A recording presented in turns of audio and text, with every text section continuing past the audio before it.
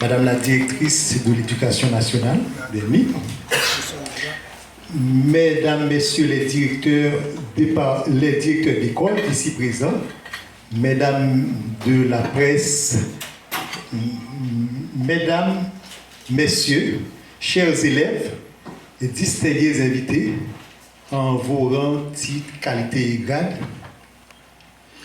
Alors, nous sommes très heureux de vous accueillir et nous sommes très honorés de la présence de l'ambassadeur de la République française en Haïti et principalement dans le département des MIP et au centre d'opération d'urgence départemental. La présence de l'ambassadeur de France est très significative en termes de coopération entre Haïti et la France. Cette visite offre l'opportunité de remarquer que nous sommes en pleine préparation de la saison cyclonique 2025. Une saison cyclonique qui s'annonce très active à cause des changements climatiques. NIP est un département très vulnérable par rapport aux aléas géologiques et hydrométéorologiques. Et si on se rappelle, dans l'espace de 2 mois, on a connu Anna, Ike, Gustave et Faik en 2008. Et en 2016, on a enregistré le dévastateur ouragan Matthew. Et le 14 août 2021, eh bien, on a été très secoué et saccagé par un tremblement de terre. Rien que l'année dernière, le 14 septembre 2014, eh bien, on a enregistré presque une centaine de victimes à cause d'une explosion de camions-citernes. Alors, rien pour vous dire que nous sommes un département très vulnérable. D'entre jeux, je dois remercier la France pour les ONG qui interviennent dans le département avec le financement du peuple français. Grâce aux efforts des autorités policières dans les MIP, nous bénéficions d'une certaine sérénité en termes de sûreté par rapport à la zone métropolitaine. Mais cela ne nous empêche pas d'avoir un souci avant, pendant et après les urgences, car notre population augmente considérablement, soit 56 000 âmes vivantes ajoutées à une population de 350 000 habitants, tandis que les ressources diminuent faute d'approvisionnement et d'accès à la capitale.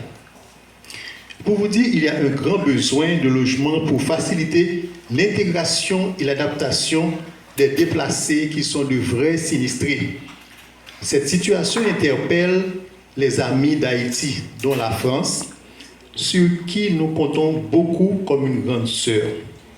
À un niveau plus élevé, nous osons espérer que la sécurité civile de France pourrait nous aider en termes de renforcement de la gouvernance du risque et les capacités opérationnelles des brigadiers de la protection civile qui constituent la pierre angulaire du système national de la gestion des risques et des désastres.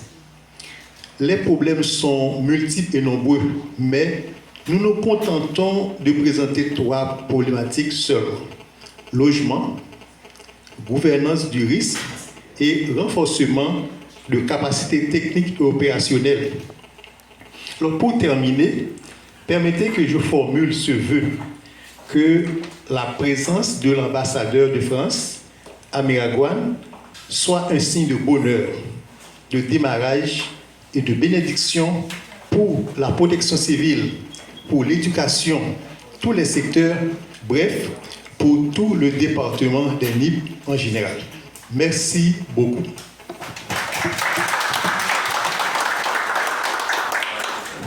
De l'éducation nationale, je l'ai dit, autrefois, Solidarité laïque n'avait pas de bureau sur place puisque nos bureaux se trouvaient à l'intérieur du ministère de l'Éducation nationale.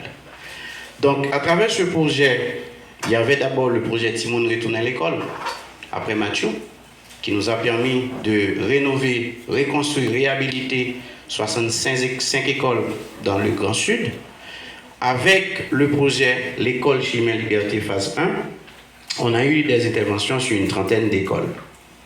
Maintenant, ce matin, on est là vraiment parce que le projet, c'est École vecteur de changement social et de résilience en Haïti. Moi, en tant que directeur de solidarité laïque, il m'arrive souvent d'avoir des missions dans les écoles. Je me souviens, la dernière fois, j'étais à l'École nationale de Bria. Je ne sais pas si les gens de Bria sont déjà arrivés. Et j'ai pu constater de mes propres yeux qu'il y avait un enfant qui a été accidenté. Il n'y avait absolument rien comme moyen disponible à l'école et dans la communauté. Et on devait prendre le bateau pour arriver à Petit Trou pour emmener cet enfant à l'école. Avec l'équipe du projet, on a pu penser, avec également des discussions qu'on a eues avec le directeur général de la protection civile, parce que nous autres, à travers Solidarité laïque, à travers les efforts de l'Agence française de développement et de l'ambassade de France en Haïti, accompagnés par le ministère de l'Éducation nationale, on avait jugé bon de doter ces écoles des matériels de premier secours.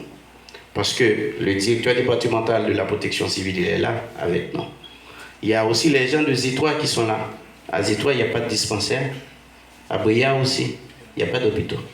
Donc du coup, ces matériels d'urgence, comme on est en pleine saison cyclonique qui vient d'être lancée récemment, donc vont pouvoir aider ces communautés. Donc aujourd'hui, on met vraiment l'accent sur la résilience de ces communautés qui sont délaissées.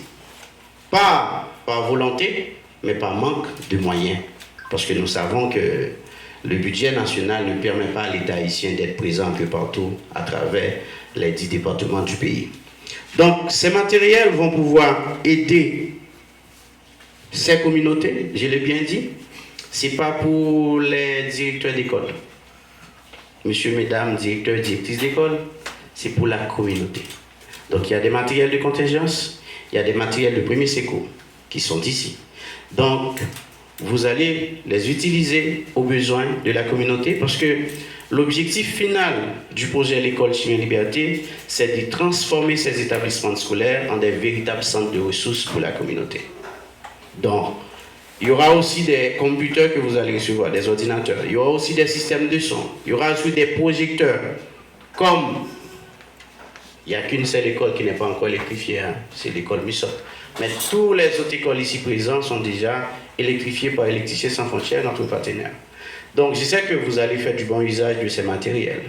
Et au nom de Solidarité laïque, au nom de l'ambassade de France, mais au nom de l'Agence française de développement, donc je vous ai dit que faites bon usage de ces matériels.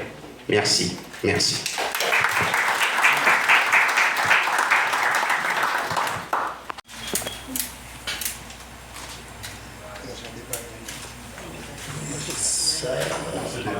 Oui, ça c'est cache-nez.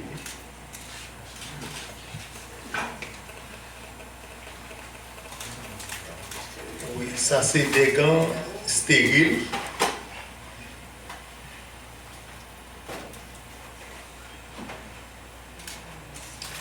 Oui, ça c'est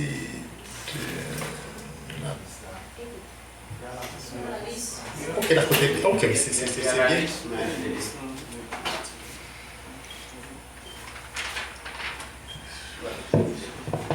Voilà, alors justement, donc, les matériels qui font partie du kit, donc il y a thermomètre digital, il y a gaz stérile, il y a branca, oui, il y a eau oxygénée en gallon, il y a alcool et en gallon aussi, 70 degrés, il y a hand sanitizer, il y a coton blanc, il y a bonnet chirurgical, il y a aspirine, il y a paracétamol.